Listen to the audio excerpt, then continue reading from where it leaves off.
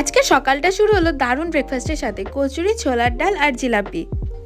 এরপর চান টান করে আমি একটু রোদ পোয়াচ্ছিলাম। আর এই যে আমাদের গাছের গোলাপগুলো, অনেক গোলাপ ফুটেছিল, সব তো ঝরে ঝরে পড়েই যাচ্ছে।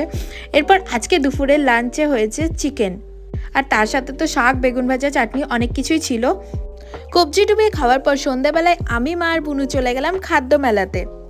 এই খাদ্য মেলাতে আমাদের পাড়ার কাকিমা জেঠিমারাই নানা রকম রান্না করে নিয়ে গেছিলেন, আর সাথে এখানে শাড়ি, কুর্তি, সোয়েটার সব কিছুই পাওয়া যাচ্ছিল।